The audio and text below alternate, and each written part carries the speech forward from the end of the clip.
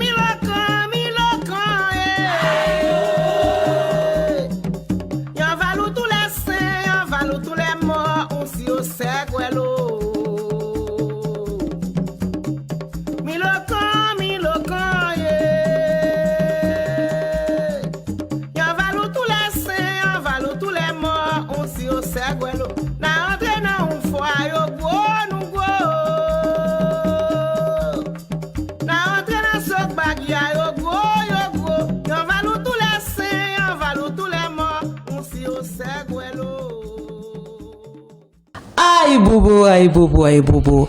Ce soir, j'ai cherché, je me suis dit de quoi je vais leur parler, qu'est-ce que je vais leur proposer. Et c'est vrai, je pense vous comme moi avons souvent des discussions, des débats avec notre entourage, amis, famille, connaissances autour du vaudou, autour de la spiritualité. Et c'est vrai que je remarque souvent qu'il est difficile de discuter avec certaines personnes, quoiqu'elles ne sont pas forcément idiotes ou bêtes ou sans intelligence. Mais souvent, l'aliénation fait barrage. Donc, il est souvent impossible de mener un échange, de mener un débat à bon port avec quelqu'un qui est dans l'aliénation. Parce que souvent, très souvent, le plus souvent, les gens qui sont aliénés ne remarquent pas qu'elles sont aliénées. Les personnes aliénées ne se rendent même pas compte qu'elles sont aliénées. Et c'est pour ça que j'ai décidé de faire de cette émission une émission qui parle des mécanismes de l'aliénation. Comprendre qu'est-ce qu'un aliéné. On le sort comme ça à tout va pour insulter, pour rabaisser, minimiser une personne, dire tu es aliéné, nous sommes aliénés. J'ai déjà dit lors d'une émission, je le dis souvent en conférence, d'un point de vue purement juridique, l'aliénation c'est la dépossession. D'un point de vue idéologique, quand on est aliéné, on est dépossédé de ce que l'on est, notre nature, on est dépossédé de nous-mêmes. Mais maintenant, dans le concret, comme on dit, sur le terrain. Qu'est-ce que c'est que l'aliénation? Comment devient-on aliéné? Comment on peut s'en sortir? Comment peut-on arrêter d'être un aliéné?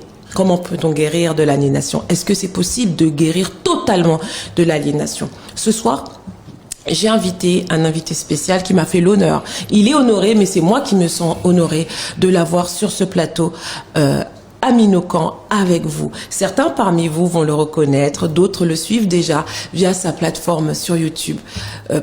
Je pense que certains parmi vous ne le connaissent pas du tout. Ça va être l'occasion de vous présenter quelqu'un qui fait partie de la famille des vaudouisants. Pourquoi je dis de la famille des vaudouisants? Parce que à partir du moment où nous sommes dans la spiritualité endogène, la spiritualité ancestrale, nous sommes tous des vaudouisants. Peu importe la manière dont on appelle cette spiritualité. Donc nous sommes dans la même famille. Nous faisons le travail des ancêtres. Nous sommes là pour faire la promotion de la spiritualité. Nous sommes là pour aider nos frères et sœurs à sortir de la noirceur et venir à la lumière de la connaissance, la lumière de qui ils sont, comprendre qui ils sont. Comprendre qu'ils sont Dieu dans Dieu. Nous sommes tous une parcelle de Dieu. Et ce frère, c'est un frère. Je l'ai invité et c'est une émission qui va faire boum. Vous savez, j'aime bien dire ça. C'est une émission qui va faire boum. Boum dans les tanières, boum dans les maisons, boum dans les téléphones, boum dans les cœurs et surtout boum dans les consciences. Je vais le laisser se présenter à vous. Et on va passer plus d'une heure ensemble, vraiment forte. Aïe Bobo, aïe Bobo, aïe Bobo. Aïe Bobo, comment ça va? Ça va, merci, bonsoir. Bonsoir. Ben, à Minokan, c'est la tradition, je te laisse te présenter. Merci beaucoup.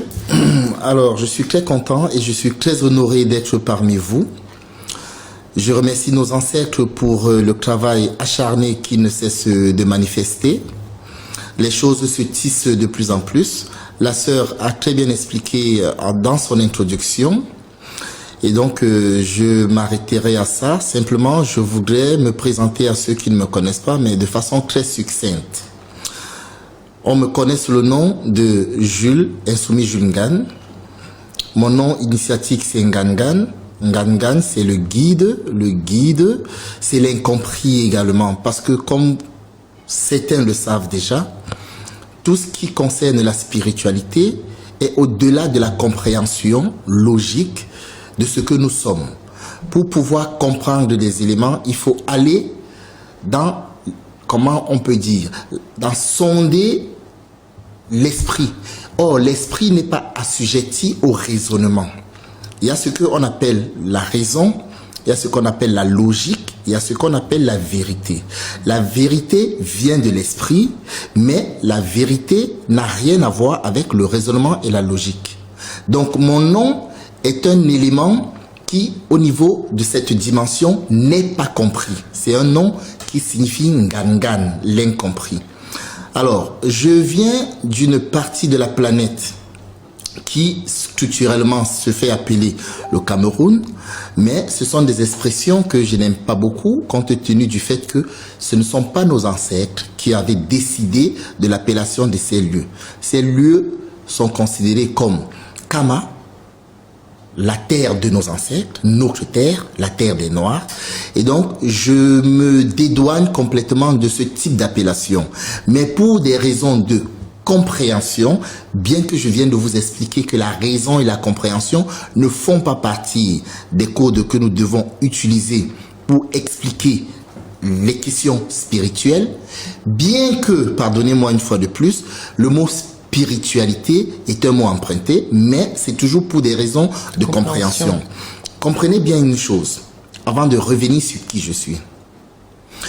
Lorsque on s'attache à expliquer, ça veut dire tout simplement que la chose même que nous essayons de décrire ou d'expliquer ne sera pas compris par l'autre. Parce que quelque chose qui est évident ne s'explique pas. Et c'est pour ça qu'on explique et on dit toujours aux gens, la logique coule de source et n'a pas besoin d'explication. Comme la vérité n'a pas besoin de se justifier. Elle est. Voilà. Donc, je suis un vieil homme qui est né dans les années 64. Pas si vieux que ça, voyons. J'ai été intéressé par plusieurs cordes concernant ce qu'ils appellent le monde moderne, plusieurs cordes sociétales. J'ai fait de l'histoire, j'ai fait des sciences. Alors, les sciences dures, j'en ai faites sur les éléments, les molécules. Ça m'a permis d'ailleurs, entre autres, de comprendre l'agencement qui pourrait exister entre notre corps tel que nous le percevons et la matière la plus petite, l'élément la plus petit de la matière, l'atome, l'élément atomique, et de comprendre un peu quel est le mécanisme qui existe entre tous ces échanges-là. D'accord? Et donc, dans ma vie, au Cameroun, je me suis retrouvé à faire ce qu'on appelle de la débrouillardise. Je viens d'une famille très modeste, très modeste, qui avait à une partie s'est attachée au syncrétisme et une autre est restée purement traditionnaliste et dure. Donc j'ai été influencé par ces deux valeurs qui m'ont permis en même temps d'avoir des éléments de comparaison, si je puis me permettre. Il m'a fallu beaucoup d'années pour pouvoir évoluer spirituellement. Je dis bien spirituellement parce que ce n'est pas un mot qui existe dans nos traditions, mais c'est pour que nous puissions au moins, à tout le moins, nous percevoir. Il m'a fallu beaucoup d'années pour pouvoir évoluer spirituellement et arriver au stade où je me retrouve. Vous savez, nos parents, nos ancêtres, ils disent, tant que l'être est en vie, il apprend. Donc je ne suis qu'un simple apprenti sur le chemin de la vérité. Voilà, je ne sais pas si ça convient comme description. C'est assez complet, j'en ai même eu plus que je n'attendais. Est-ce que tu peux nous expliquer, donc on t'appelle Jules, on t'appelle Ngan, ou on t'appelle Ngan? Comment t'appelle-t-on? Alors, ou on t'appelle l'insoumis? les internautes m'appellent l'insoumis. L'insoumis, d'accord. La famille m'appelle Ngan. Et les gens qui me connaissent bien m'appellent Ngangan. Parce que Ngangan, je ne suis pas seul quand je suis Ngangan. D'accord, ok. Voilà. Bon, on va t'appeler Ngan. Voilà. Ok, ou Ngangan, mais Gan, c'est un petit peu plus court. Alors, Gan, dis-nous, est-ce que tu peux nous expliquer le récit de ton parcours spirituel? C'est vrai que tu as dit que tu as été influencé par le syncrétisme de par ta famille, mais jusqu'à quel âge? Est-ce qu'aujourd'hui, tu es toujours, entre guillemets, chrétien? Quelle est ta croyance d'aujourd'hui? Explique-nous comment tu as grandi, si ça a changé, si oui, à partir de quel âge ça a changé et comment ça a changé? Merci beaucoup pour cette question. Alors, avant de répondre à cette question, j'aimerais circonscrire quelques éléments. Quand on parle de croyance, on fait tout de suite allusion aux religions. Tout à fait. Donc, j'aimerais circonscrire la notion même de religion, la notion de croyance, la notion de foi, et ensuite les éléments qui peuvent nous amener à nous identifier autant pour moi, par rapport à une telle position ou une autre. Alors, quand je parle de syncrétisme dans ma famille, on a été influencé par la religion chrétienne. Donc, il y a les musulmans, il y a des protestants et il y a des catholiques. Donc, il y avait ça dans ma famille. Il faut savoir qu'il y a une autre branche d'ailleurs de ma famille qui est musulmane. Bon. Dans cette même famille, nous avons des chefferies. Et les chefferies utilisent des méthodes traditionnelles qui n'ont rien à voir avec le paradigme occidental de la croyance ou de la religion, si vous préférez. Donc, il a fallu que, dans mon jeune enfance, que, suite à cette observation, que je ressorte ce que je vais partager avec vous. Donc, comment est-ce que j'ai compris la notion de religion? Pour ma part, la religion, ce sont des gens qui ont une même croyance et qui s'associent par rapport à cette croyance, donc qui ont un même paradigme. Les musulmans sont musulmans parce qu'ils partagent les mêmes valeurs. Les protestants, les catholiques sont des chrétiens, mais les protestants ne partagent pas les mêmes valeurs que les catholiques. Donc, les catholiques, dans la même religion chrétienne, font des différences. Donc, tout ça, ce sont des paradigmes qui font que les gens s'associent. Or, si on observe uniquement les choses par rapport à ce point de vue, toutes ces religions qui sont considérées comme des religions abrahamiques prétendent prier le même Dieu. La question qui est venue à mon esprit est la suivante. Comment peut-on prétendre prier le même Dieu et se retrouver avec des guerres de religion? Nous savons que l'histoire nous a montré à plusieurs reprises les vendettas, si je veux utiliser des mots simples, qui ont eu lieu entre les catholiques, à l'époque c'était les catholiques. Donc je vais dire christianisme, entre les chrétiens et les musulmans. Et pourtant, dans leur finalité, ils aspiraient à la même divinité. Donc ce sont des questions qui me sont venues à l'esprit. Et compte tenu de la fertilité du milieu dans lequel je me trouvais, avec nos pratiques traditionnelles, il y a une dissonance qui s'est mise à émerger de mon esprit. Alors, j'ai souvent considéré que tout ce qui est dissonant peut nous servir à retrouver le chemin. En d'autres termes, des obstacles que vous avez sur votre chemin peuvent vous aider, ne sont pas forcément considérés, ne devraient pas, si vous voulez, ne devraient pas, c'est le mot que je devrais utiliser, forcément être utilisé et considéré comme des obstacles. Parce qu'un obstacle peut être mis en place par la vie pour t'amener et t'obliger à suivre une direction. En d'autres termes, quand tu es malade, la maladie n'est pas là pour ton mal. La manifestation de la maladie dans l'organisme n'est pas là pour ton mal. La maladie vient pour te signaler que quelque chose ne va pas. Donc l'obstacle, c'est pareil. Donc, quand je parle de mon milieu fertile, je finis par comprendre que ce n'était pas un hasard que je me sois retrouvé dans un tel milieu qui me permette d'avoir une vision que j'espère je pourrais partager à tout le moins en partie avec vous. Donc, pour ce qui est des religions, je considère que les religions, ce sont des... alors, je vais être gentil et modeste, réservé avec les croyants. Les religions, c'est le b.a.-ba pour les croyants. Je dis bien pour les croyants, je ne parle pas pour ceux-là qui sont au-dessus de l'échelle et qui dirigent. Ce sont des chemins qui, pour eux, à la quête de leur divinité, de Imana, si vous préférez, se retrouvent sur ce chemin. Pour eux, ils sont dans leur raison sur le bon chemin. Donc la religion, pour moi, est le b.a.-ba de quelqu'un qui commence à s'interroger sur qui il est, d'une part. D'autre part, la religion est également un élément qui naît lorsque l'humanité tombe malade. Donc, si vous n'êtes pas malade, si vous ne manquez de rien, si vous êtes heureux dans votre vie, vous n'allez pas espérer ou vous n'allez pas faire appel à une divinité, à un être transcendant qui viendra résoudre vos problèmes. En d'autres termes, si le monde n'avait aucun problème, aucune guerre, on ne se poserait pas la question de l'existence d'une divinité transcendante. Et on ne se verrait pas avec des messies. Il y a quelqu'un qui disait que les messies viennent dans des sociétés violentes pour résoudre ces problèmes.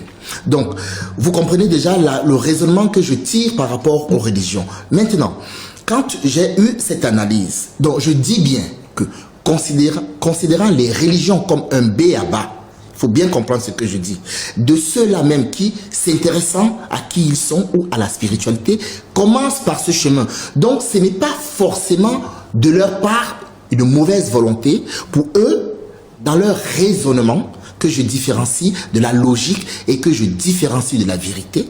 Parce que la vérité est une, mais la raison, le raisonnement est multiple et dépend du paradigme. Vous comprenez?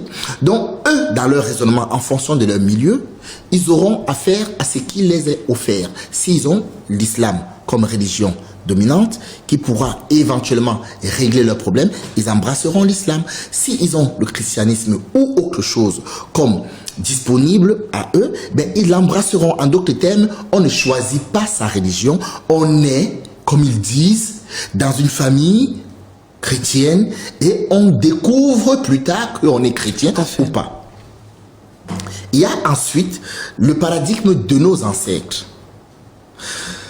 Oh, excuse-moi, j'interromps. Oui. Parce que là, tu vas trop vite, sinon tu vas me voler mes futures questions. D'abord, j'étais à toi.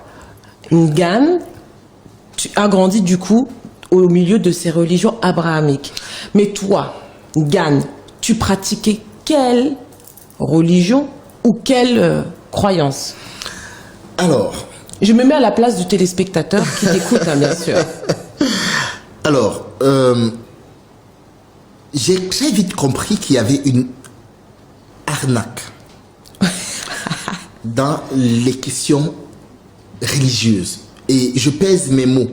Je demande pardon à tous ces croyants qui, de bonne foi, sont catholiques, sont musulmans et tout ça. Mais j'ai très vite compris qu'il y avait une arnaque pour plusieurs raisons.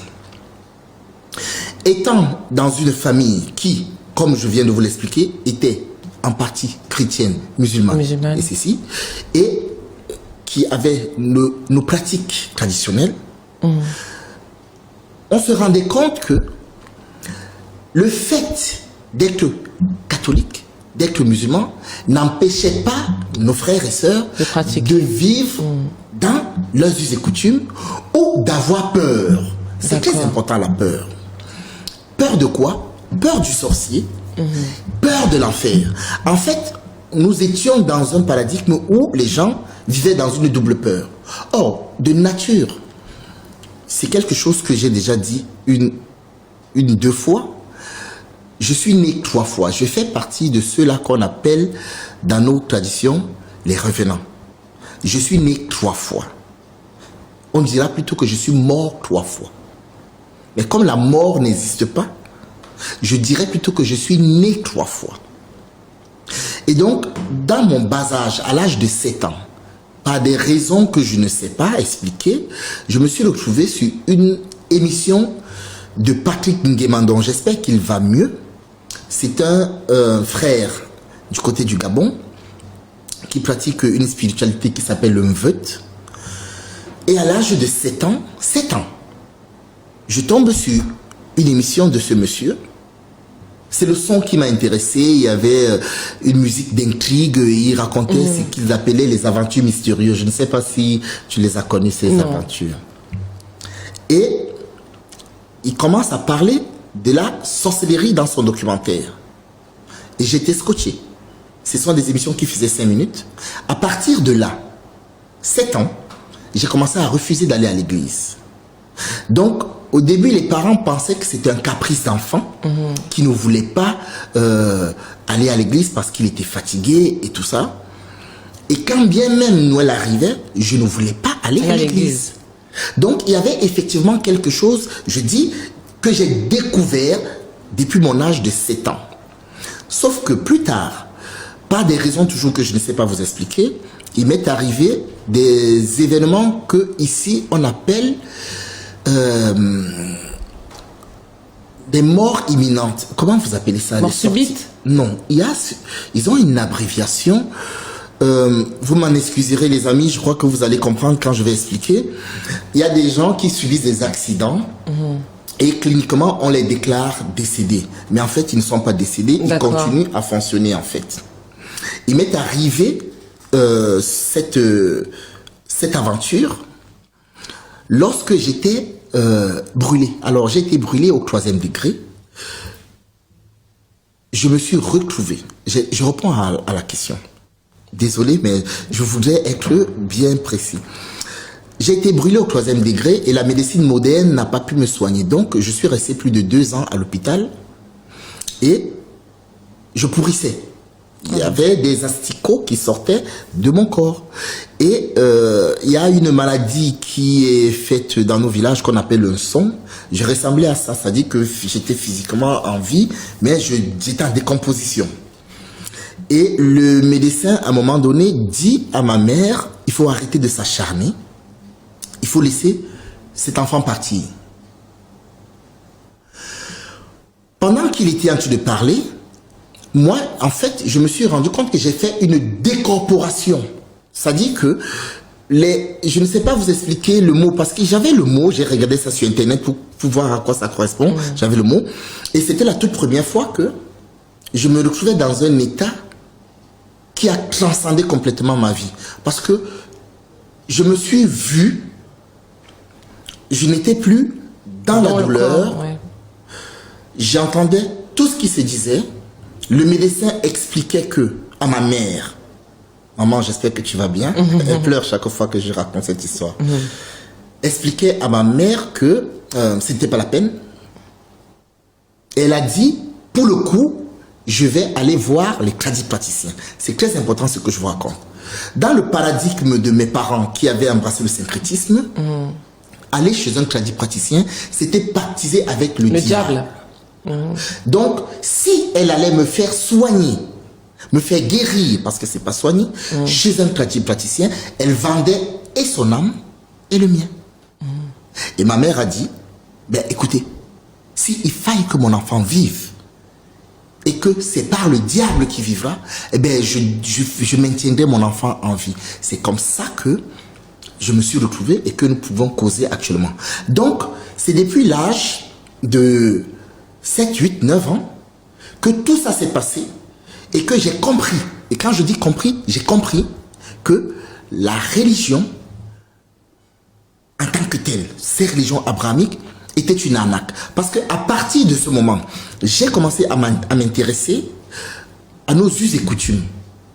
Je répète que je viens d'une famille où il y a une chefferie. Donc, il y a un royaume, ils appellent ça chefferie. Oui, chefferie, c'est un royaume. Voilà. Et donc, j'ai commencé à m'intéresser. Et mon grand-père, qui était dans le syncrétisme, nous posait quelques éléments initiatiques, du moins. C'est complexe, mais en tout cas, il y a des progressions initiatiques que l'on fait. Et mon grand-père s'est mis à nous le faire. Et plus tard, je me suis mis à chercher. Donc, pour répondre à la question, en fait, il y a des gens qui ont des prédispositions et qui peuvent avoir un cheminement plus ou moins compliqué.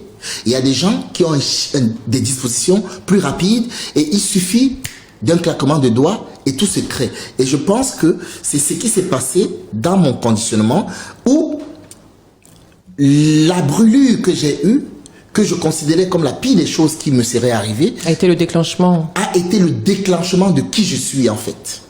D'accord. Je ne sais pas si j'ai répondu à la question. Et donc, du coup, c'est à partir de ce moment-là que tu as commencé à t'intéresser Voilà, à tes us et coutumes. tout à fait. D'accord. Parce que Et t'es plus retourné à l'église après ça? Ou tu as continué quand même à aller prier quand même? Non. En fait, au contraire, j'ai commencé à m'intéresser à tout ce qui était concernant la spiritualité, sauf la religion. Parce que pour moi, la religion avait montré ses limites. J'avais vécu des éléments qui... Alors, il y a autre chose qu'il faudrait que je vous précise. J'ai un oncle qui s'est fait empoisonner parce que, ayant fait les études de théologie, il s'est rendu compte que ce qui était dans la Bible ne tenait pas la route. Donc, il a commencé, dans ses prêches, à expliquer ce que c'est que la Bible, de quoi est-ce que c'est constitué, qu'est-ce qui est incohérent à l'intérieur. Ben, il s'est fait assassiner par ses propres frères. Donc, il faut dire qu'à partir de ce moment, il y a eu beaucoup de divisions dans la famille, à telle enseigne que si on dit de nous que nous sommes des chrétiens, c'est de non, en fait. C'est de non. Mais dans les pratiques, ce n'est plus ça du tout. D'accord. Maintenant, la question, donc ça m'amène à la prochaine question. Il y a beaucoup de personnes, je pense, qui vont se retrouver dans ton histoire. Pas forcément avec les mêmes faits exacts, mais dans la pratique, on va dire, quotidienne des gens qui vont à l'église ou qui ont grandi dans des religions abrahamiques, qui peuvent être musulmans, qui peuvent être catholiques, protestants, ou autres, et qui s'intéressent un petit peu à leurs us et coutumes, à leurs traditions familiales, leurs traditions claniques, on va dire. Et donc, de ce fait, ces gens-là veulent revenir à une authenticité. Donc, c'est là souvent que le problème se pose. Souvent, les religions enseignent que certaines traditions sont opposées ou sont à l'encontre des valeurs que ces religions enseignent. Et donc, du coup, les gens se trouvent bloqués. Certains n'ont pas de problème, ils vont à l'église et puis reviennent à l'authenticité. Est-ce que selon toi, quand on veut revenir, on veut être dans l'authenticité par rapport à la communauté noire, l'authenticité par rapport à son propre pays, par rapport à sa tribu, son ethnie, son clan, est-ce que le changement de pratique religieuse ou le changement de croyance est une équation sine qua non? Alors, je note deux éléments principiels qui ont été utilisés. L'opposition de la religion par rapport à nos us et coutumes. Et je note la notion de croyance. Alors, je vais aborder cette question sous un plan géopolitique. En fait, tout à l'heure, je vous ai donné la perception qui était la mienne par rapport à la religion en tant que telle et par rapport aux croyants. Je vais aborder, pour répondre à cette question, la notion de stratégie géopolitique et le rôle de la religion dans la gouvernance des peuples. Pourquoi est-ce que la religion ou les religions considèrent que nos pratiques cultuelles et culturelles sont incompatibles avec leurs pratiques culturelles et cultuelles? Il faut bien comprendre cet élément. Ce n'est pas le fait que croire est un problème, parce que le propre même des religions, c'est de nous amener à être simplement des croyants. Donc, que ce soit un croyant qui, dans son aliénation, est en train de croire à Mahomet, à Bouddha, à Krishna, ou dans nos us et coutumes, il y a aussi de l'aliénation, malheureusement. Eux, ce qui les intéresse, c'est comment on perçoit les choses. Donc, la notion même qui est cachée derrière la question religieuse, c'est la croyance. Et donc, on se retrouve ici avec deux paradigmes. Si on se rapporte dans les années 700 et on s'intéresse à l'histoire de Constantin, vous allez comprendre que Constantin, c'est un monsieur qui, d'après ce qui est dit de lui, est mort, on ne savait pas s'il était converti ou pas. Constantin, c'est un... Alors ça, c'est encore une autre histoire, j'espère qu'on reviendra dessus. J'espère qu'on aura l'occasion de revenir dessus concernant les peuples qui ont habité l'Occident. Parce que Constantin, c'est une question assez complexe encore. Bref, donc Constantin a constaté qu'il ne pouvait pas dompter les croyances religieuses. Lui, il voulait faire grandir son empire, l'empereur Constantin. Donc, il a fallu négocier avec toutes les pratiques religieuses qui se retrouvaient dans son royaume. Donc, Constantin, pour ce que nous sachions, est l'une des premières personnes à avoir utilisé la religion comme un outil politique.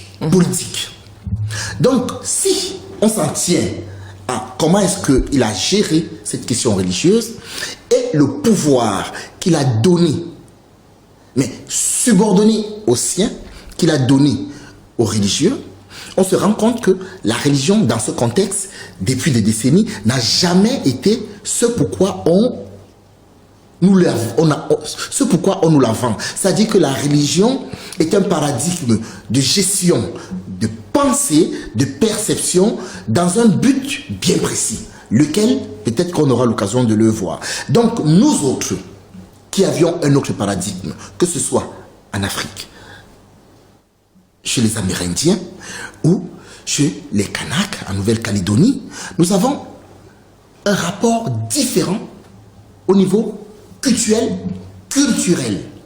Et donc, il faut nous aligner. Si notre paradigme ne fonctionne pas avec comment eux, ils veulent orienter les choses, c'est normal qu'ils fabriquent ce qu'on appelle en 2021 des boules puantes. Donc, ils passent par tout un tas de stratagèmes pour nous éduquer. En fait, c'est une guerre. Donc, la religion qui dit que nous autres, qui avions une autre perception, une autre culture, qui sommes, je dirais même, pardonnez-moi l'expression, les amis, qui sommes les garants du vivant. Il faut qu'on se le répète à chaque fois, que nous ne sommes pas légitimes à avoir notre paradigme et que c'est un paradigme qui devrait s'imposer en fonction d'une croyance. Peut-être qu'on reviendra sur la notion même de croyance avant que on ne passe à autre chose. Donc, pour ma part, si on me pose la question, pourquoi est-ce que les religions s'opposent et luttent contre nos us et coutumes, je dirais que c'est pour des raisons qui est entièrement leur paradigme, des raisons de domination, des raisons de matériel. Alors, je ne peux pas continuer sans poser cette interrogation. Je vais avoir la possibilité de te donner le chemin et le cheminement qui te permet d'aller au paradis. Donc, en fait, j'ai la solution. Mais moi, je préfère rester sur Terre, profiter de tous les biens, toutes les richesses, exactement. Toutes les richesses, parce qu'il faut dire que le Vatican, c'est un truc tout petit comme ça, mais c'est l'État le plus riche de la planète. Donc, je préfère emmagasiner tout ce que je peux emmagasiner.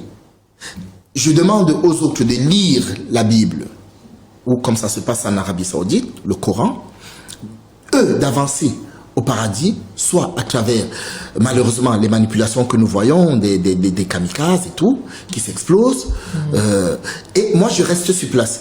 Si je savais, personnellement, en tant que religieux, que le paradis est là, et que moi, je suis le représentant, comme ils le disent, le pape de Dieu sur terre, mais moi, je suis le premier à aller m'asseoir à la droite de mon père, comme ils disent. Tout à fait. Donc, pardonnez-moi, mais c'était vraiment quelque chose qu'il fallait absolument que je mette avant de développer. Alors, il y a une autre anecdote que je voulais partager avec vous. On vous explique que les gens vous ont pris des livres qui viennent de leur Dieu du ciel. Ils vous les donnent parce qu'ils vous veulent du bien, ils aimeraient que vous alliez au paradis. Mais les mêmes gens ne sont pas capables de vous donner une recette pour faire un croissant. Ça veut dire quoi? Ça veut dire que pour eux, à leurs yeux, la recette du croissant, qui est quelque chose de ponctuel, est plus important à leurs yeux que le livre qui vous permet d'avoir l'extase, le bonheur, la vie éternelle. Ce sont les questions que nous sommes en droit de nous poser. Donc, pour revenir à la question que ma sœur m'a posée, c'est tout simplement pour des raisons géopolitiques, et c'est une guerre sournoise, comme il amène jusqu'à aujourd'hui, non déclarée, qui sont contre nos pratiques. Pourquoi? Peut-être que j'aurai l'occasion de répondre à cette question. La question exactement, c'est doit-on, selon toi, changer sa spiritualité pour revenir authentiquement à soi? Merci. Ok, j'étais allé très loin. Oui, mais bon, comme j'ai vu que tu étais tellement passionné, j'ai pas voulu t'interrompre. C'est par rapport à ça, avant de passer à la deuxième partie. Avant de répondre à la question de la sœur, permettez que je t'appelle comme ça. Oui, bien sûr, pas de problème. Je voudrais poser une question. Si quelqu'un parmi vous a déjà vu un tronc d'arbre pousser avec les racines d'un tronc d'arbre, alors oui, on est capable d'abandonner sa spiritualité, on est capable d'abandonner qui nous sommes pour embrasser la spiritualité de l'autre. Je dis bien, si vous voyez des troncs d'arbres coupés, on prend le premier tronc, on le met sur le second, on prend le second, on le met sur le premier. Si ces troncs d'arbres la poussent, alors oui, vous pouvez faire, vous pouvez embrasser d'autres religions. Donc, je ne pense pas, personnellement, que ce mécanisme est possible. Alors, c'est quoi la religion, concrètement parlant? Excuse-moi, j'ai pas compris. Tu penses pas que ce mécanisme soit possible? Quel mécanisme? Tu demandais si il ne faudrait pas que nous revenions à notre tradition. Si on doit changer de spiritualité pour revenir authentiquement à soi. Si les personnes qui sont par exemple chrétiennes, elles veulent revenir à leur authenticité, est-ce qu'elles doivent changer de spiritualité? Ça veut dire cesser d'être chrétienne par exemple. Oui, c'est ça que voilà. Donc ça que j'ai pas compris, ça que je demande, de quel mécanisme parles-tu? D'accord, tout à fait, c'est de ça dont il est question. Ok, d'accord. Ok, merci, mais merci de me rafraîchir, mais tout à fait, c'est de ça dont je parle. Mais c'est bien parce que des fois, je peux m'égarer, effectivement. Donc oui, alors, le schéma que j'ai mis, c'était justement par rapport à ce paradigme, parce que les gens pensent que, parce que géopolitiquement, ils se sont retrouvés avec des religions qui leur ont été imposées par la violence, par le sang, par des guerres, pour des questions de domination. Ils pensent que ce n'est pas grave parce que prétendument le message qui leur a été donné à croire, je dis bien donné à croire, est bon et leur convient. Donc, c'est pour ça que j'ai pris cette image, que si vous avez un tronc d'arbre, en d'autres termes, c'est vous qui êtes kémite, qui avez une spiritualité, qui n'êtes pas ce que vous êtes, qui êtes autre chose, et pas vous. Si vous estimez que ce tronc d'arbre, qui en réalité n'est pas sur sa racine, c'est vous.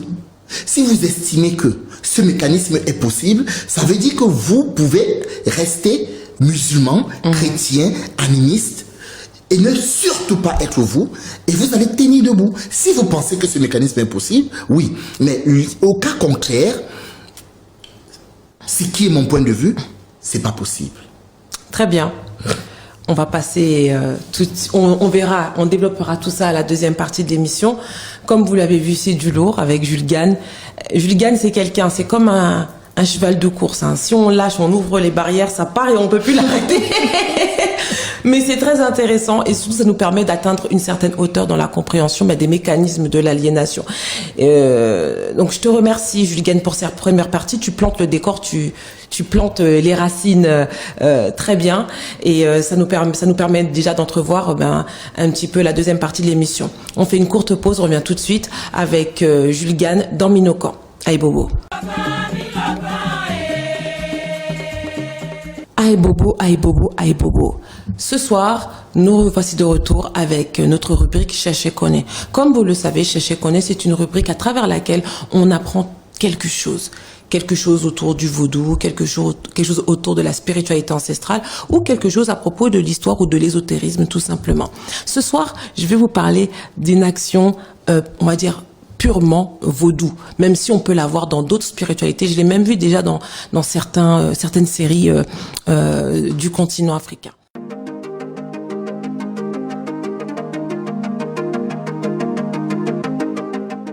Alors ce soir, je vais vous parler de foulailler. Foulailler, vous avez déjà vu souvent dans les cérémonies cette action de cracher avec force un liquide.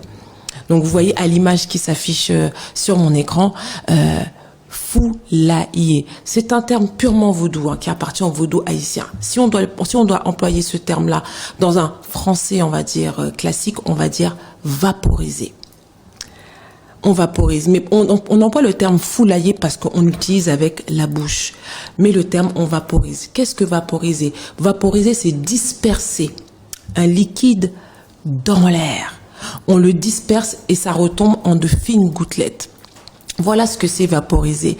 Maintenant, on va s'attacher un petit peu, on va faire un petit peu de physique. J'espère ne pas dire de bêtises parce que l'invité de ce soir a dit qu'il s'y connaît un petit peu en physique.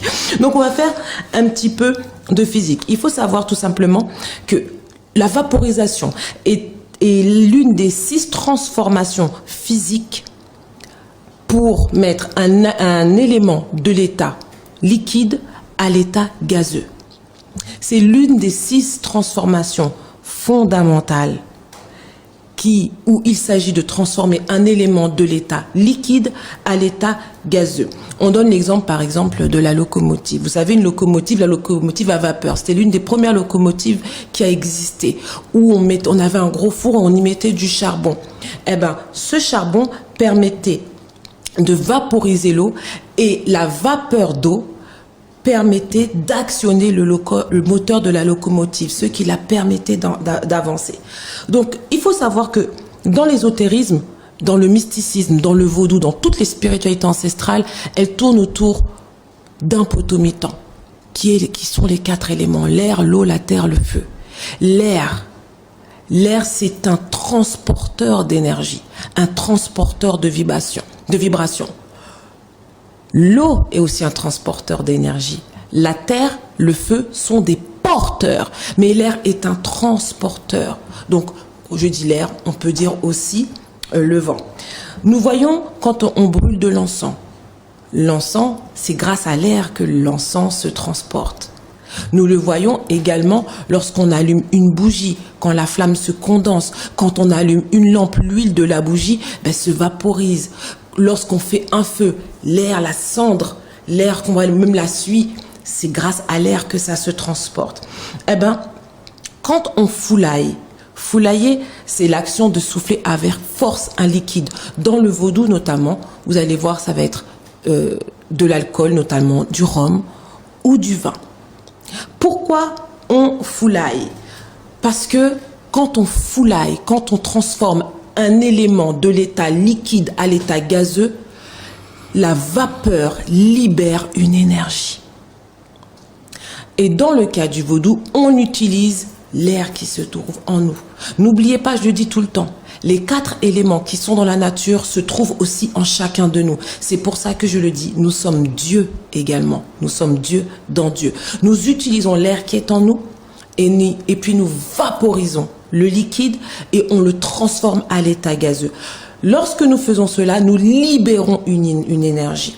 Et lorsque nous libérons cette énergie, l'air qui se trouve à l'extérieur transporte cette énergie.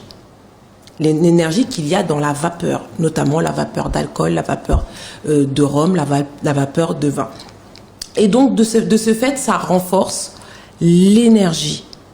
Ça renforce l'aura de l'énergie de l'esprit que l'on interpelle, ou ça renforce l'aura de l'énergie de l'esprit que l'on souhaite attirer la présence. Voilà pourquoi on foulaille. Quand on boit, et puis, on libère une énergie. Et le fait que le liquide se transforme à l'état gazeux, donc là c'est la pure physique, ça libère encore plus d'énergie. Donc on ne foulaille pas uniquement dans l'air, comme vous avez pu le voir dans certaines cérémonies, on foulaille également sur des personnes, sur le visage, sur la tête, sur le corps, sur les mains. On libère cette énergie. L'air, qui est un transporteur de vibrations et d'énergie, apporte cette énergie, la mélange avec l'esprit du loi, de la divinité qu'on est en train d'interpeller, et on la projette. Ça peut être sur un objet, ça peut être sur une personne, sur une partie du corps, sur un malade. Voilà. Qu'est-ce que foulailler? Et voilà pourquoi on foulaille dans le vaudou. J'espère que vous avez appris quelque chose. Aïe Bobo, on passe à la suite de l'émission.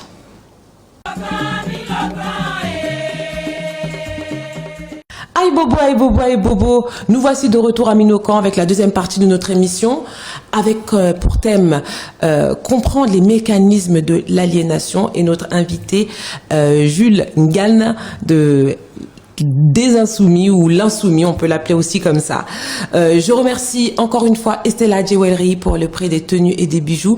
Estella que vous pouvez contacter au 07 53 67 51 97. Elle sublime femmes et hommes avec des bijoux ethniques. Merci Estella. Vous pouvez également me contacter, moi, Mambo Rosmi, pour ceux qui désirent entrer dans la classe virtuelle Chemin Guinée, une classe virtuelle où j'apprends les fondamentaux du vaudou. Vous pouvez me contacter au 07 53 90 92 10. C'est uniquement les fondamentaux du vaudou. Si vous voulez apprendre à faire de la magie et autres, C'est pas chez moi. J'apprends les fondamentaux du vaudou. Aïe bobo. Donc on reprend tout de suite notre émission sans perdre de temps parce que comme vous avez pu le voir, notre invité a tellement de choses à partager avec nous. Alors rebonsoir frère Ngan. Merci, bonsoir. J'espère que ça va toujours aussi bien. Donc on a parlé un petit peu, tu nous as un petit peu expliqué ton enfance, comment tu percevais un petit peu les pratiques, les us et coutumes de chez toi, comment tu voyais aussi un petit peu les religions, les croyances, la différence que tu fais entre les deux. Maintenant, on va passer tout de suite dans le vif du thème de l'émission, notamment les mécanismes de l'aliénation. La plupart de nos téléspectateurs sont des gens qui se cherchent. Il faut dire la vérité, qui se cherchent, qui essayent de comprendre ce dans quoi ils sont, le tourbillon dans lequel ils sont. Moi, je vais te dire tout de suite, ça va t'aider tout de suite à cibler ton développement. Je parle souvent avec des gens qui me disent j'ai conscience que le vaudou c'est pas satanique comme on a voulu nous le faire croire, mais aujourd'hui j'ai pas envie de pousser cette porte. Je me sens bien comme ça. J'ai pas envie de tout recommencer à zéro, de réapprendre à Ibobo, de réapprendre telle divinité. Je me sens bien comme ça. Il y a aussi des gens qui disent je tolère, Rosemi, tu es vaudouisante, ça me dérange pas, mais moi je préfère rester à l'église parce que comme on dit chez nous, c'est ça qu'on est. C'est dans ça que j'ai grandi, donc je préfère rester comme ça. Je pense que les gens ont une plus grosse peur en fait de ces choses-là. J'aimerais que tu nous expliques pourquoi, comment combattre ça, qu'est-ce qui nous permet d'identifier en fait cette aliénation. Beaucoup de personnes se disent qu'ils ne sont plus aliénés parce qu'ils ne vont plus à l'église, malgré que certains symptômes persistent. Donc, j'aimerais que tu nous aides, en fait, et que tu nous dises, selon toi, pourquoi certains afro-descendants ont encore du mal à accepter leur spiritualité ancestrale, notamment dans notre communauté, la communauté, on va dire, antillaise, haïtienne. Pourquoi certains ont du mal à accepter le vaudou ou ont du mal à venir, à rentrer dans le vaudou? À toi la parole. Très intéressante cette question. Avant de répondre, j'aime à faire des images. Il y a des gens qui ont des animaux. Et ces animaux se comportent comme des humains. À force de fréquenter les humains, ils se comportent comme. Donc, ce que je veux dire par cette image, c'est que vous avez beau avoir le programme, je dis bien, et je pèse mes mots, et vous comprendrez pourquoi j'utilise l'expression programme. Vous aurez beau avoir un programme d'un être humain en vous, si vous êtes un chien, ça ne fera pas de vous un être humain. Donc ce qui se passe, c'est quoi concrètement? Pour imaginer ce que je vais développer, je voudrais revenir sur pourquoi. Parce qu'on ne se demande jamais pourquoi et comment on en est arrivé à ça. Pourquoi? C'est-à-dire qu'on s'intéresse uniquement aux faits, aux conséquences que nous voyons, mais on ne se demande pas quelle est la causalité historiographique qui est liée à ce que nous allons vivre. Pourquoi sommes-nous retrouvés, chrétiens, musulmans, bouddhistes? Comment se fait-il que le noir se soit retrouvé à être tout sauf lui-même?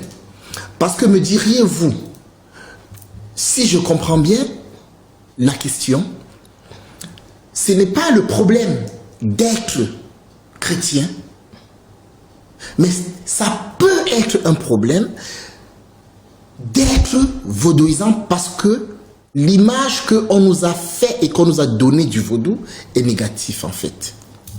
Donc la question est de savoir, est-ce que un chien qui a le programme d'un humain sera un humain? Je réponds à cette question non. Donc ce qui se passe concrètement c'est quoi? Au début je vous ai dit que la spiritualité, c'est par abus de langage que j'utilise ce mot, et les religions sont des cultures. Ça dépend de où tu es né, Ça dépend des us et coutumes. Je dis bien les us et coutumes. Et c'est à partir de là que se basent les principes qui vont faire fixer une spiritualité dont c'est chacun son paradigme. Est-ce que l'évolution d'un chien qui a eu le programme d'un homme émancipera ce chien? Je vous invite à regarder les oiseaux que nous mettons en cage. On s'occupe d'eux. On n'est pas avec eux pour leur mal. On les domestique. Ils sont en cage. Nous décidons pour eux ce qui est bien pour eux. Mais est-ce que à une seule seconde, nous nous sommes posé la question de savoir si le contexte dans lequel ces animaux ont été domestiqués, donc programmés, est le meilleur pour eux? En fait, c'est exactement la question que quelqu'un qui est en train de retrouver le chemin de qui il est devrait se poser. Quand vous allez sortir cet animal, il ne partira pas. Parce qu'il n'est plus habitué à sa nature. Donc cet animal est déconnecté, cet animal est aliéné. Parce qu'il est tout sauf lui-même. Un oiseau est fait pour voler. Donc si cet animal se contente de rester à la maison parce qu'il y a à manger et parce que de toute façon, tant qu'à faire, l'extérieur est dangereux, il y aura toutes les raisons. C'est pour ça que j'ai mis la notion de raison dès le départ, parce que je devais m'appuyer sur ces éléments-là. Vous pouvez développer un raisonnement qui vous paraît logique en fonction de ce que vous voulez défendre comme idée.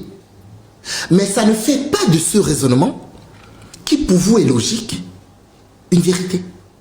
Et comme je vous disais, la vérité est une. Est-ce que l'essence de cet animal qui est en cage, qui pour vous, sa place est là ou pas? Est-ce que sa place en réalité devrait être là? Donc c'est la question qu'on devrait se poser. Si tu es dans ce paradigme de chrétien et que tu te dis, je reste chrétien, est-ce que c'est ta place? Parce que si ce n'est pas ta place, tu es en déphasage avec tes us et coutumes. Quand tu es en déphasage avec tes us et coutumes, tu es en déphasage avec ta physiologie. Alors, je parle bien de physiologie parce que les gens ne comprennent pas le rapport qu'il y a entre la physiologie d'un individu et sa forme de croyance. Et je vais essayer de le décortiquer très rapidement. Vous êtes un Asiatique. Vous arrivez au nord du Cameroun, cette plantation bananière. Et on vous dit, à partir de maintenant, voilà comment vous allez vivre. Si vous avez dépassé l'âge de la puberté, vous allez être résistant. Comprenez bien la démarche que je suis en train de faire. Vous êtes un Asiatique. Vous êtes amené au nord du Cameroun, tout bébé.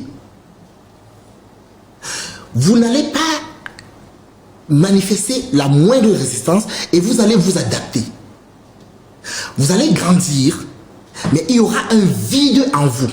Ce vide, vous ne saurez l'expliquer. Ce vide est lié à votre nature même. Vous pouvez l'étouffer, ce vide. Ça, c'est pas un problème. Il y a énormément de choses que nous refoulons.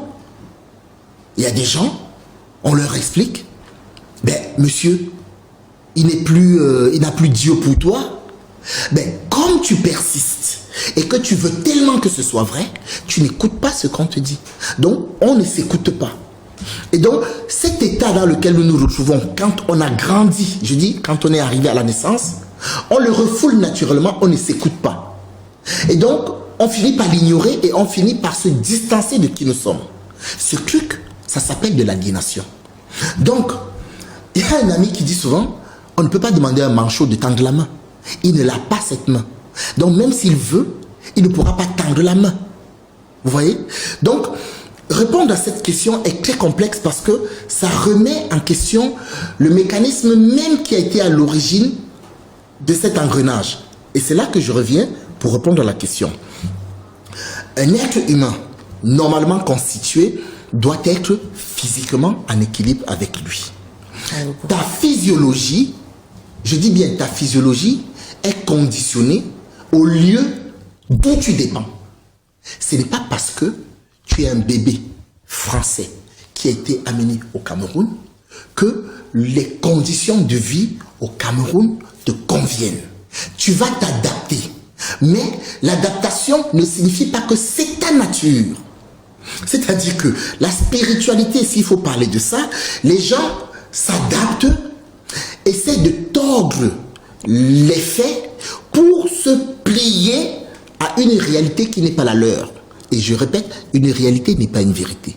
Donc, physiquement, je vais prendre un exemple chez les Noirs. Le Noir a ce qu'on appelle une pinéale fonctionnelle. Ay, bobo. Ce qu'on appelle le troisième œil. Ce troisième œil est à l'origine de la sécrétion de cette chose qui fait remuer actuellement et qui font passer certains pour des racistes, est à l'origine de la mélanine. C'est quoi la mélanine? Quel est le rôle de la mélanine dans ton organisme? Quel est le rôle de la mélanine entre la connexion de toi, c'est-à-dire que le physique, tes glandes, thyroïdes et tout? D'ailleurs, c'est une parenthèse. Il faut savoir que les glandes correspondent aux chakras. Oui, les glandes endocriniennes. Voilà. C'est juste pour vous donner un bref aperçu parce que ça va être très long, ça risque. Donc, je ne voudrais pas. On va dormir là ce soir, on dirait. Hein? Donc, qu'est-ce qui fait que cette pinéale devrait être adaptée à l'individu et permettre à cet individu d'être en harmonie physiologiquement? Parce que le corps n'est qu'un engin. Le corps n'est pas toi. Tu nais et tu te manifestes dans un corps.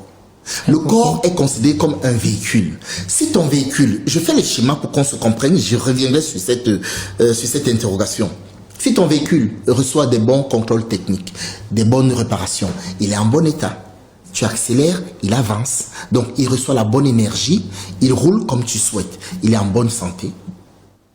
Et il peut recevoir directement, par intuition, je reviendrai dessus, les informations que détient l'esprit.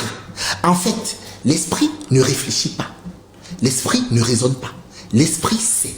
Qu'est-ce qui se passe? C'est pour ça, je reviendrai dessus. Je sais que je vais un peu dans tous les sens, mais c'est pour revenir sur les quelques notions que j'ai abordées avec vous. Qu'est-ce qui se passe pour que, physiquement, vous soyez en connexion, comme c'est l'expression utilisée ces temps-ci, avec votre esprit? Il faut que vos chakras, c'est-à-dire vos points énergétiques, soient alignés. Ay, bobo. Donc, rien qu'avec l'alimentation, pour ne même pas aller sur la spiritualité qui est une forme de pensée, qui est un paradigme qui est lié à d'autres choses que je vous expliquerai, rien que physiologiquement, l'alimentation d'un noir n'a rien à voir avec l'alimentation d'un asiatique ou d'un occidental. Les gens ne le savent pas. Donc, je parle bien physiologiquement. Or, contrairement à ce que le paradigme occidental a essayé de nous faire croire, c'est-à-dire que le corps est au-dessus de tout, le noir sait par intuition, parce qu'il a la vie en lui, que c'est l'esprit qui est au-dessus de tout et le corps n'est que l'outil par lequel cet esprit se manifeste. Par intuition, le noir le sait. Mais il étouffe ça. Il étouffe ça pourquoi? Parce qu'il est comme ces petits oiseaux qui a été élevé en cage, à qui d'ailleurs on n'a pas forcément toujours coupé des ailes, mais que lorsque on donne la liberté, il refuse de s'envoler. Il est bien là, c'est sa nature, et donc il fait avec. On appelle ça un oiseau aliéné. Comme des chiens qui veulent se comporter comme des humains, ce sont des chiens aliénés. Comme des chats qui veulent manger des légumes, ce sont des chats aliénés. C'est exactement ça. Ce n'est pas parce que le chat mange les légumes que c'est sa nourriture naturelle.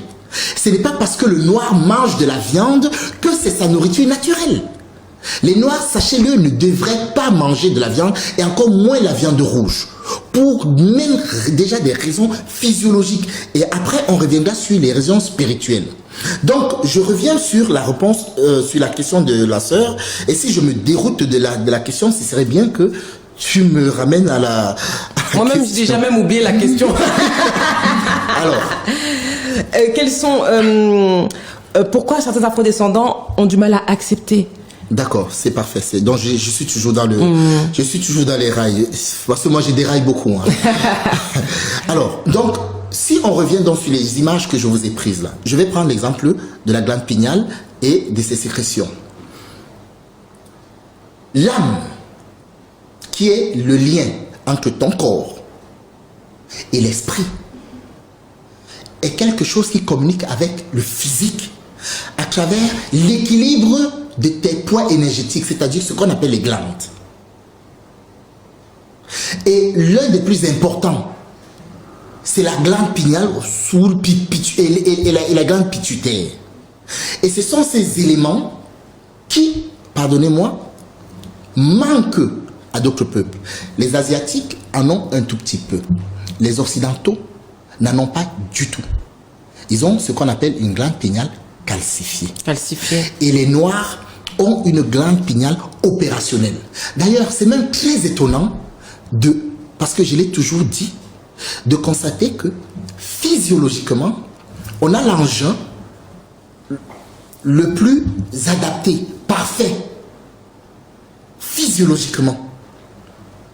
Mais psychiquement, mentalement, on a été attaqué. C'est là que je vais répondre à la question de la sœur. Pourquoi on se retrouve avec des gens qui préfèrent des religions abrahamiques et non les leurs? Il y a eu la notion de peur. On a parlé tout à l'heure de peur en introduction. La peur de l'enfer qui est développée, c'est le fonds de commerce de ces religions. La peur de l'enfer. Et le fonds de commerce de ces religions, c'est aussi la peur de la sorcellerie. C'est incroyable, hein? C'est-à-dire qu'ils vous ont fabriqué un concept chez eux, avec des notions de marketing parfait. Moi, je trouve ça parfait. C'est soit la récompense, soit la chicotte. Les gens voient que la récompense, c'est la vie éternelle. Je venais de vous donner une description de celui-là même qui te donne le livre qui te permettra d'aller au paradis, mais qui te refuse une recette. Je ne parle pas des atrocités qui ont été faites par l'Occident, parce que l'Occident est indéfendable sur ce coin-là. Donc, je ne parle pas de ça. Je parle juste de ces deux éléments. Comment voulez-vous que, une fois que ces gens, ou ces êtres, que j'appelle par abus ces êtres, ont eu à mettre le mécanisme en marche, comment voulez-vous que demain ils se dénient? C'est nous autres, qui leur avons accordé une valeur qui n'est pas la leur. Comprenez bien ce que je viens de dire. Nous leur avons accordé une valeur qui n'est pas la leur.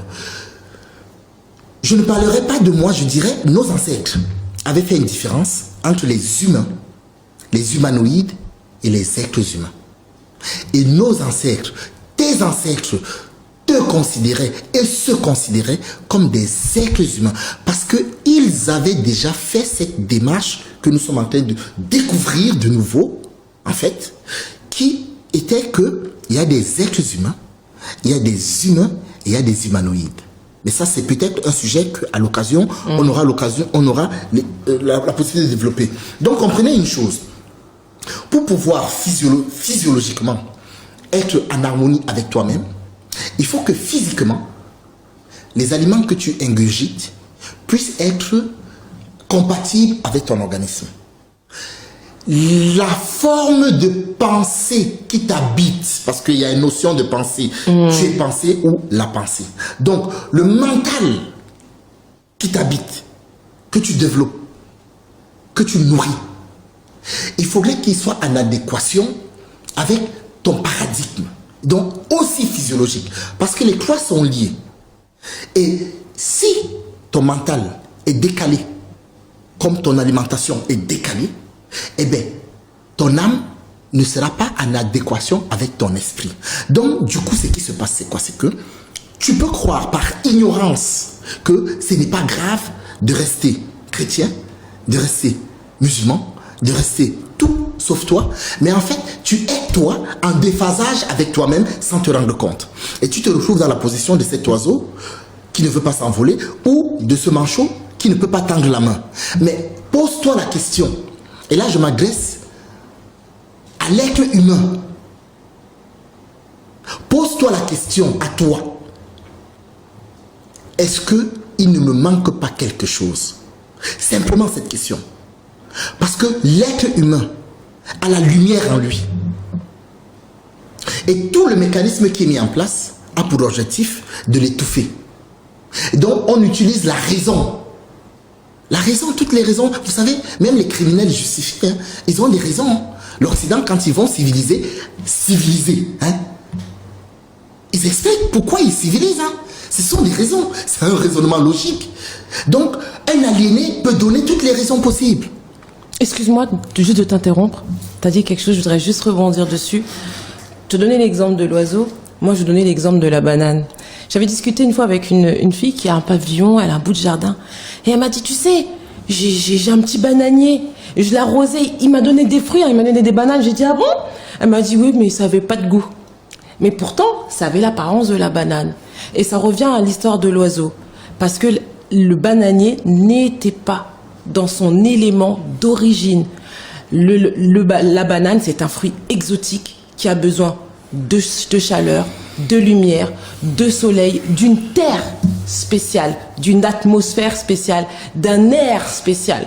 Tu peux planter le meilleur bananier, mais ici sur Paris ou peu importe où tu habites, dans ton jardin, tu auras l'apparence de la banane, mais tu n'auras pas l'odeur, tu auras encore moins le goût. Elle a dit que c'était fade, ça n'avait pas de goût. Et beaucoup de personnes, ne le savent pas, mais sont fades, n'ont pas le goût qu'il ou elle aurait dû avoir. Ça, c'est la première chose sur laquelle je voulais rebondir. La deuxième chose, c'est une question, je pense que les téléspectateurs doivent se poser à l'instant même.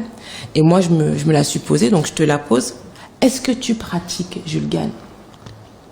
Est-ce que toi, Jules Gane, tu es dans ton élément? Est-ce que tu es sorti de ta cage? Est-ce que tu es retourné dans ton élément originel? Qui veut dire que, est-ce que tu pratiques? Beaucoup de personnes vont se dire, oui, mais c'est bien marrant ce qu'il dit, Gane. Mais comment? Qu'est-ce qu'on doit faire? Est-ce que toi-même, tu pratiques? Est-ce que tu es initié? Je t'ai même pas posé la question tout à l'heure.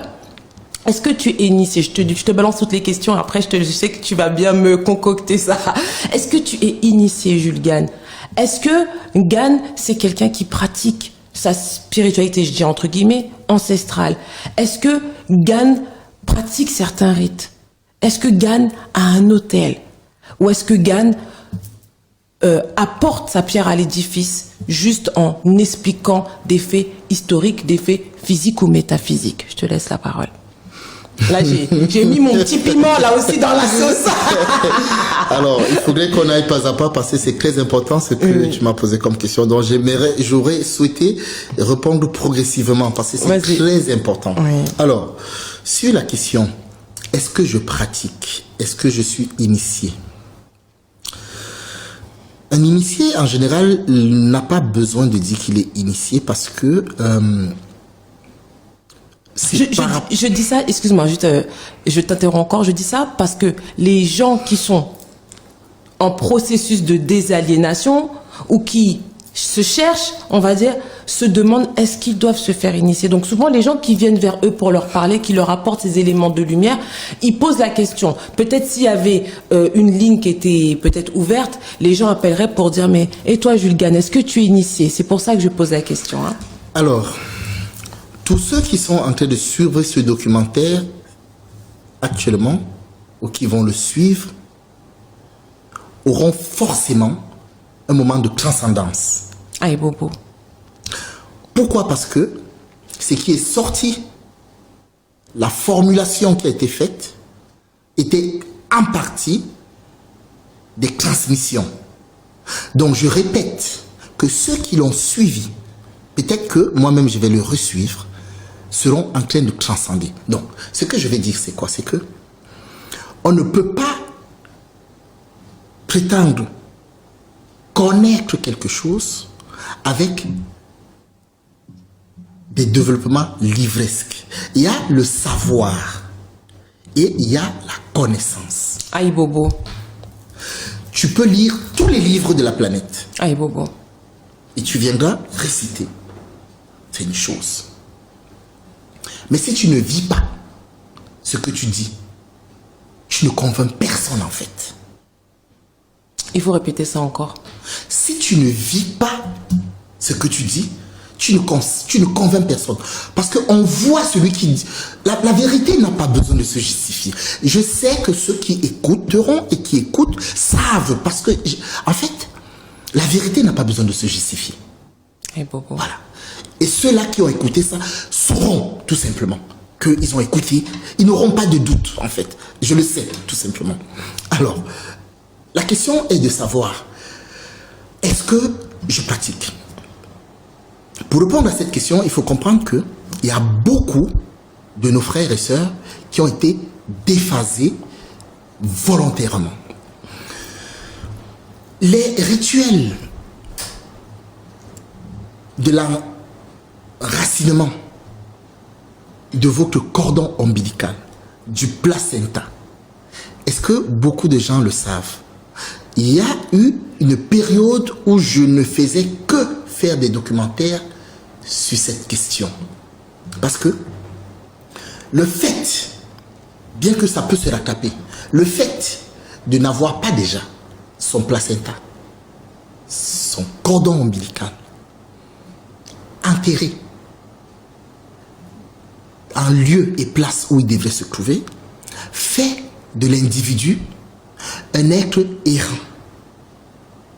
Donc, sur ce point, il y a énormément d'éléments que, quand on a conscience de ça, on comprend, on ne juge pas, on n'en veut pas, mais on parle quand même, on dit.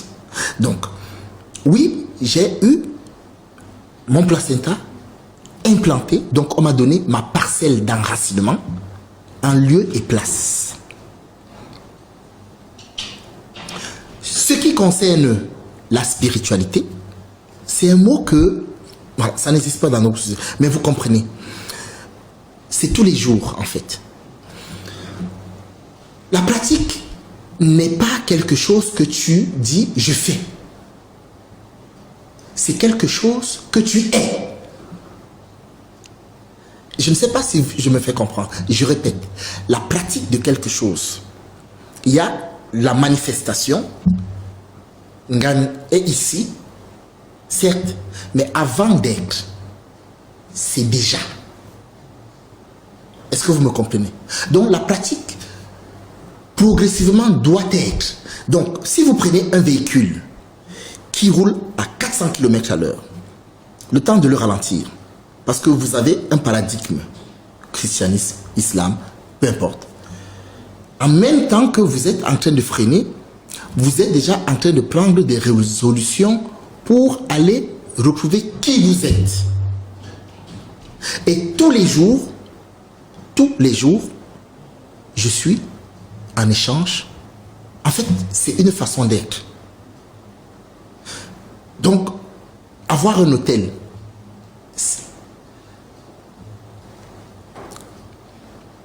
comment dirais-je? C'est nécessaire. C'est nécessaire. Mais tu deviens ton hôtel. Tu deviens un hôtel. Faut pas tricher, hein, Ngan.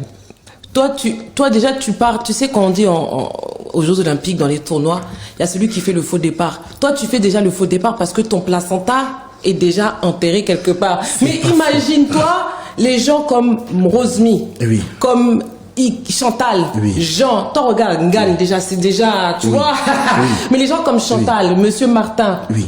Mais nous, on a notre cordon ombilical qui est resté à l'hôpital. Oui. Le placenta, il est dans les rouges à lèvres. Donc, tu comprends ce que je veux dire? Est-ce que tu penses que quelqu'un ne peut se permettre de dire que l'hôtel c'est moi? Il a besoin d'un point, il a besoin de cette porte. Toi, tu sais que automatiquement, tu te médites, tu te concentres à l'endroit. Oui. On se comprend. Oui. Mais les autres, on n'est pas sur le même pied d'égalité. Oui. Là, c'est vrai que Jules Gagne déjà a fait le faux départ. On n'a même pas dit partez, tu es déjà loin parce que ton placenta est ailleurs. Nous, notre placenta, il est dans les tubes de rouge à lèvres. Oui. C'est dur. Voilà. C'est dur. C'est difficile. Donc ça veut dire que ce que toi tu as besoin pour te connecter, nous on a besoin de beaucoup plus que toi. Oui. Alors, oui, tout à fait. Tout à fait. Tout à fait. J'en suis conscient. En fait, je dirais les choses autrement. On a besoin d'un hôtel. C'est ce que j'essaie de dire. On a besoin d'un hôtel. On a besoin des rituels. Parce que les rituels sont des choses qui restent permanents. Et dans le temps, ils évoluent, mais le principe reste le même. Si on n'a pas eu l'occasion d'être enraciné, donc, tu as très bien compris ce que je disais. Là où tu es enraciné, c'est ta connexion directe, c'est ton hôtel. En fait. Donc, quand je disais ton hôtel, c'est toi, le placenta, c'est ta première maman. Ta maison. C'est ta maison. Donc, tu y retournes parce qu'il y a eu des rituels qui ont été faits déjà d'office, en fait. Et ces rituels, d'ailleurs, je conseillerais beaucoup de pouvoir y penser. Parce que c'est très important pour que cet oiseau qui a été domestiqué puisse revoler de ses propres ailes. Pour que ce manchot qui n'a pas de main soit conscient que c'est ça, c'est dans sa nature d'être manchot, mais que toi qui as eu la main coupée, que tu sois conscient que tu n'es pas un manchot en fait. C'est ça. Donc pour répondre à la question de la sœur, oui, je pratique. De par ma façon d'être, de par ma façon de vivre, de par... alors, je vous ai dit tout à l'heure qu'il y a ce qu'on appelle la pensée. On ne pense pas en fait. Les pensées sont des énergies qui sont induites en vous et qui vous donnent des impressions. Et vous croyez, vous, que vous pensez, mais en fait, ce sont des programmes. Parce que l'être humain que tu es, tu n'as pas à penser en fait. Tu as simplement à retrouver la relation directe entre toi et ton esprit par intuition. Parce que toi, tu es un être humain. Les pensées sont faites pour les programmes. Et nous, on est influencés, des gens sont influencés par des programmes. Parce qu'il y a des humanoïdes parmi nous. Il y a des humains, il y a des êtres humains. Les humanoïdes ont besoin de programmes, comme des ordinateurs. Et ces pensées sont programmées pour eux. Ce sont des énergies en fait qui sont programmées pour eux, qui les donnent cette impression. Mais toi en fait, ton esprit il sait. Donc en fait toi tu n'as pas besoin de penser. Toi tu es. Je ne sais pas si tu vois la différence dans ce que je suis en train de dire. Donc je ne sais pas si j'ai répondu à la première question. J'ai souhaité répondre progressivement. Oui. Donc oui, pour répondre à mes frères et sœurs, oui, je pratique de pas, mais de toute façon, ceux qui me connaissent... Mais pour ceux qui ne te connaissent pas, toi aussi. Tous ceux qui me voient, vous diront que je suis comme ça. Voilà. Voilà. C'est bien, c'est bien. Il nous reste plus beaucoup de temps, malheureusement. Est-ce que tu peux nous parler... bon, moi, je t'ai connu via ta plateforme Insoumis. Oui. Est-ce que tu peux nous parler de Insoumis? D'abord, pourquoi Insoumis? Est-ce que tu es un insoumis? Si tu es un insoumis, tu es insoumis à qui? Donc, parle-nous de cette plateforme-là. Alors, le mot insoumis m'a été donné par les ancêtres. J'ai hésité. J'ai hésité parce qu'il y avait un parti ici qui s'appelait Insoumis. Et ils m'ont dit, tu prendras le nom d'insoumis que j'ai pris. Ça m'a posé beaucoup de problèmes parce que y a beaucoup de gens qui pensaient que j'appartenais au parti de M. Mélenchon et beaucoup se sont désengagés. Donc le mot d'insoumission à la base n'est pas directement venu de ma construction. C'est quelque chose qui a été donné. Il faut savoir une chose. Les noms chez nous ne sont pas donnés au hasard. Les mots ne sont pas donnés au hasard. Et par rapport au contexte, rien, en fait, nos ancêtres ne faisaient rien au hasard. Si on te donnait un nom, c'est parce que ce nom faisait et se rapporter à quelque chose. Oui, Bobo. Voilà. Et il y a un autre nom qui peut être, à la suite, un nom initiatique ou d'initié. Tu peux avoir les deux. Tu peux rester avec un. Mais il faut savoir que le nom insoumis fait partie du contexte dans lequel nous sommes actuellement. C'est-à-dire que nous devrions traverser un ère où nous devons nous considérer et nous devons avoir une énergie d'insoumission. Moi-même, je vous parle, je n'avais pas compris ça au début en fait. Je l'avais mis comme ça, c'était tranquille, il n'y avait pas de manifestation, il n'y avait rien. Je suis bon. Et c'est après que j'ai compris. Parce que parfois, vos ancêtres vous parlent. Et quand je dis vos ancêtres vous parlent, si je peux me donner encore 2 minutes que j'explique ce que je n'avais pas fini d'expliquer par rapport à la mélanine. D'accord. Lorsque tu as une pignale qui fonctionne correctement, la mélanine permet à ton corps d'être en connexion directe, énergétique, électrique avec l'âme. Il faut savoir que l'âme, c'est de la matière. Les gens ne le savent pas. Donc, l'âme est une partie matière. Ils appellent ça l'éther, le corps éthérique et tout ça. Certains donnent plein de noms. Et donc, c'est directement en connexion avec le physique. Mais comme l'esprit est tellement chargé en énergie, il ne peut pas y avoir une connexion directe entre toi et ton physique lorsque tu n'as pas atteint certains niveaux, si on peut parler comme ça, de purification. Parce que le corps a besoin d'être purifié. Tout à fait. La purification n'est pas que alimentaire. La purification, c'est dans les pensées. C'est ce que je voulais dire vraiment pour préciser. Il faut savoir qu'une mauvaise pensée déséquilibre les sécrétions glandulaires. Une mauvaise pensée déséquilibre le bon fonctionnement de la thyroïde, donc le chakra de la parole, donc du verbe, déséquilibre la production de la thyroïde, de la glande pinéale. Il faut que vous le sachiez. Mais les gens ne vous le diront pas. Vous pensez mal, vous avez mal au bide, vous avez mal. Vous croyez que ça vient de quoi en fait? C'est un déséquilibre. Vous voyez, vous êtes anxieux, il y a des trucs. Anxieux, c'est aussi des énergies, mais il faut les rejeter. Donc, physiologiquement, on ne nous le dit pas. Nous sommes directement impactés. Certes, certains le savent. Par nos pensées, je dis bien nous-mêmes.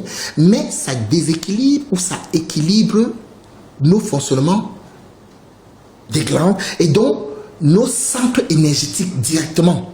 Donc, la chose même par laquelle nous sommes en connexion avec notre âme et notre esprit. C'est cette précision que je tenais à donner parce que on nous a tellement induit dans la science à croire que le quantique que nos ancêtres connaissaient, c'est pour ça que je vous ai dit que j'ai fait de la physique quantique, la physique dure, ce quantique est expliqué dans le vaudou. Mais clairement, peut-être qu'on aura l'occasion d'en parler un de ces quatre, mais je voulais bien préciser ces éléments-là pour qu'on comprenne bien quel est le mécanisme qui fait qu'il ne doit pas t'énerver, tu ne dois pas détester ton frère, tu ne dois pas être en colère. Même si on t'a provoqué, tu ne dois pas être en colère. C'est vrai que ça peut paraître paradoxal, illégitime, de dire, ben on me violente, je violente. Mais non. C'est ça que je voulais avoir comme précision avec vous. Merci en tout cas pour m'avoir permis de... La question c'était quoi pour les insoumis? Parlez-nous de votre plateforme Insoumis. Donc voilà. Qu'est-ce que c'est? Donc voilà, la voix des ancêtres est impénétrable. Allez, Bobo. Il m'est arrivé, avant de me retrouver en train de parler de façon décontractée, comme je vous parle, de dire, mais je vais pas dire ça quand même. Ils me disent, mais je vais pas leur dire que vos ancêtres m'ont dit que ça va pas. Et en fait, c'était des messages que je recevais. Et j'étais mal à l'aise de dire vos ancêtres m'ont dit que. Et j'essaie de jongler. Et par plusieurs mécanismes, j'ai été ramené à l'ordre. Et maintenant, ça ne me gêne plus. Je regarde les gens, je m'en fous de ce qu'ils vont penser. Je dis, voilà, ça c'est un message. Mais je n'arrivais pas, en fait. Et donc, la plaque insoumis est venue, justement, il y a une autre notion que vous devez comprendre. Les choses profondes et puissantes arrivent en silence sans qu'on ne se rende compte et on constate, paf, quand c'est déjà là. Donc, en fait, il y avait un cheminement qui était en train de se faire derrière une lutte que nous sommes en train de faire. Et cette lutte, on ne la fait pas que pour les Kémites, pour les aliénés. On l'a fait pour que l'humanité se réconcilie avec elle-même. Et ça, il faudrait que les gens comprennent bien le mécanisme qui est mis en place. En fait, l'homme noir est celui-là qui, si il est vaincu de la planète, il n'y aura plus d'humanité. Ils seront des humanoïdes. D'ailleurs, c'est ce qu'ils essaient de faire.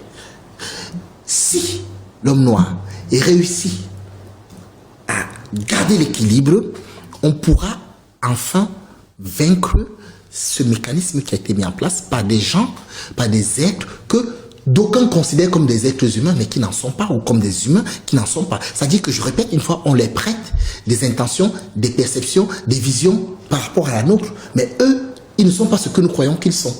Donc voilà. Donc la plateforme Insoumise Jungan, que je n'ai pas vu venir moi-même, comme je vous disais, qui a commencé par Insoumis, je me suis retrouvé avec 3 millions d'abonnés. Je n'ai pas pris conscience de ça. Et c'est plusieurs années après qu'on me dit, mais Jules, c'est très important ça. Ça s'appelle un influenceur. Et donc, au fur et à mesure, le mécanisme de la télévision, dont je ne sais pas si tu es au courant, mais si tu n'es pas au courant, je t'informe, une télévision qui est en train de prendre forme, et je n'avais toujours pas vu venir. Et pourtant, quand je me suis remémoré des messages que j'avais eus, c'est devenu évident en fait. Donc, la plateforme Insoumise Jungan est faite pour une lutte pour que Kemet il résiste au passage de l'air du verseau, à ce que nous puissions réconcilier l'humanité avec elle-même. Voilà ce que je peux vous dire concernant cette plateforme. Donc, elle ne va pas que concerner les Noirs, elle va concerner les humains, parce que les humains ont aussi besoin d'être et de devenir des êtres humains. Et nous allons prendre soin de ces humains-là. D'accord. Et pour quelles raisons les gens peuvent-ils... Est-ce qu'on peut contacter la plateforme Insoumis, ou est-ce que c'est juste une chaîne, parce que on peut le dire, on va l'afficher à l'écran, c'est également une chaîne YouTube, à laquelle les téléspectateurs peuvent s'abonner s'ils ne le sont pas déjà. Mais est-ce que, à part une chaîne YouTube, est-ce que c'est un site internet, est-ce que c'est une association? Comment les gens peuvent-ils se rapprocher de la plateforme Insoumis? Alors, la plateforme Insoumis, ce n'est pas une plateforme en tant que telle, c'est une chaîne YouTube. Alors, le domaine Insoumis, Jungan, quand j'ai compris ce qui était derrière, je l'ai acheté. D'accord, c'est Insoumis Julgan. Oui. D'accord. Quand j'ai compris ce qui était derrière, je l'ai acheté. Donc, Insoumis Jungan restera. On est à 24 chaînes supprimées, donc les gens peuvent toujours simplement taper Insoumis Jungan. À chaque fois, Insoumis Jungan, ils tomberont sur la nouvelle chaîne. D'accord. Donc, cette plateforme-là est associée à une WordPress qui s'appelle Info Consciente. Info Consciente. Info au pluriel, consciente au pluriel. Infoconsciente.com, infoconsciente.fr. On a pris les deux D'accord, domaines. on l'affichera à l'écran. Voilà. Et donc, il y a une dynamique qui s'est mise en place pour l'éclosion d'une télévision qui va couvrir certainement en partenariat, je l'espère et je le pense, avec toi, qui va couvrir le paradigme du noir.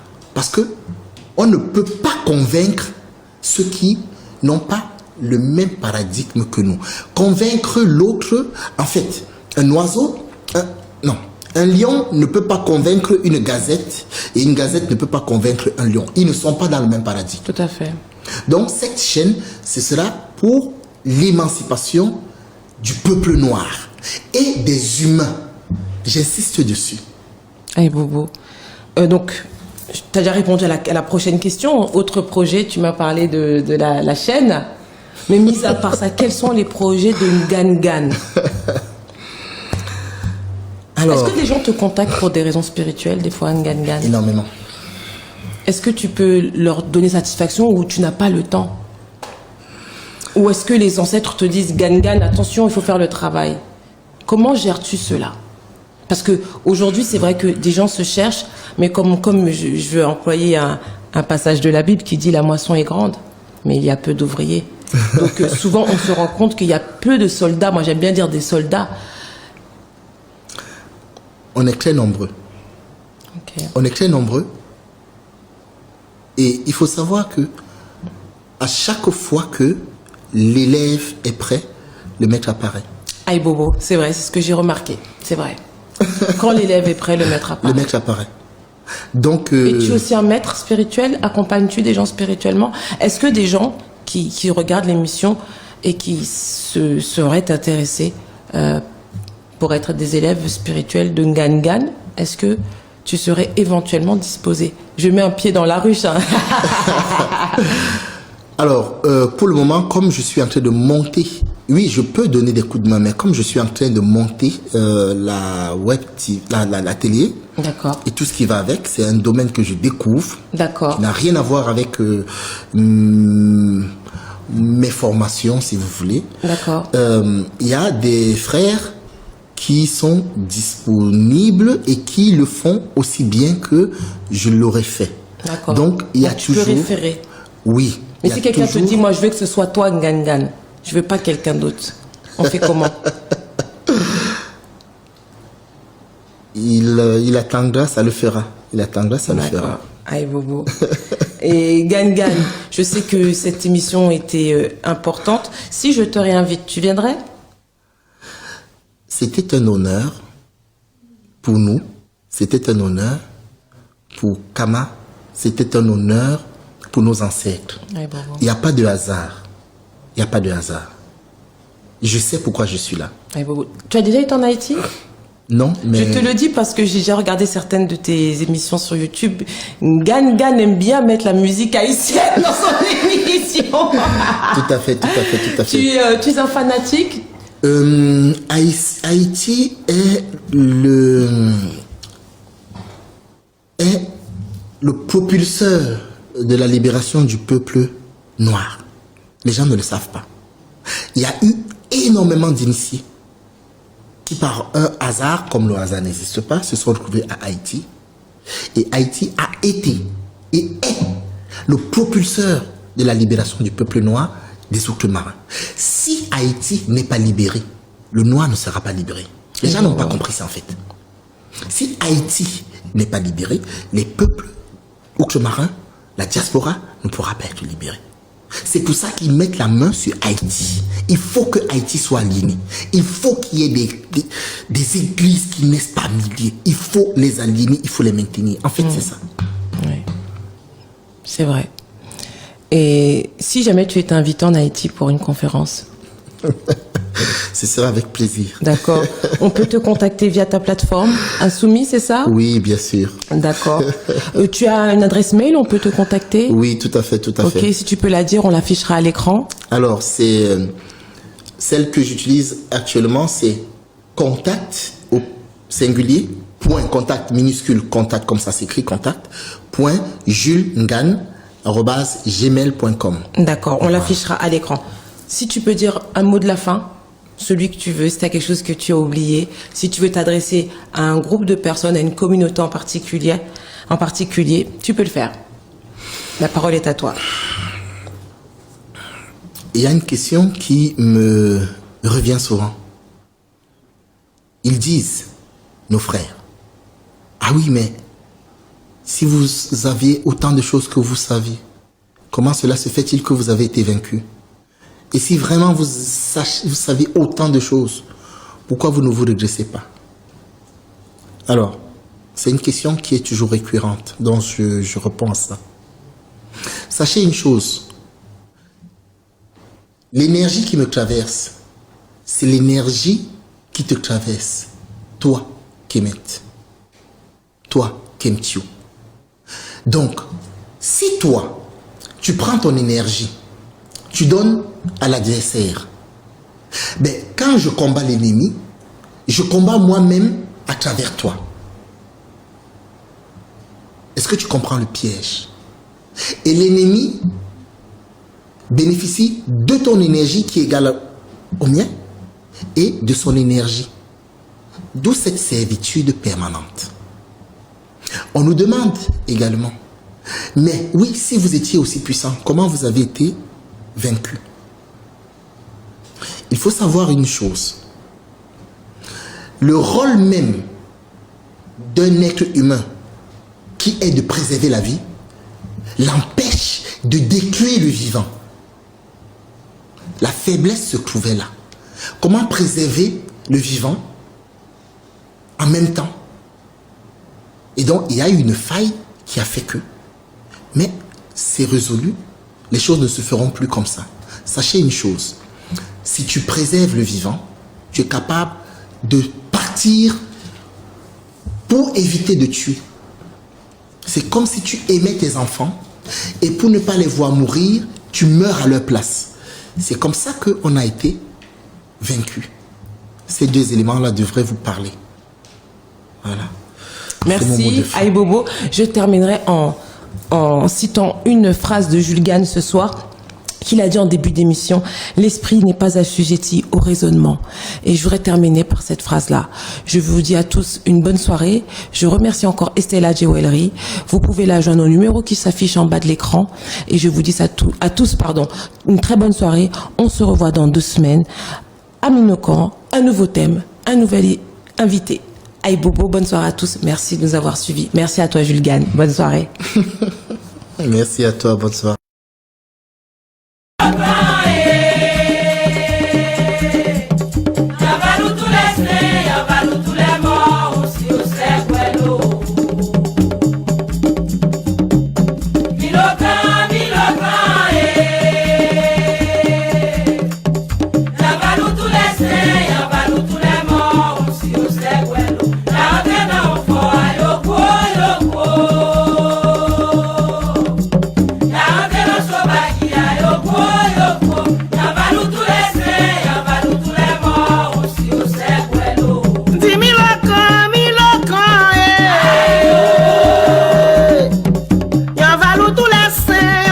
Tous les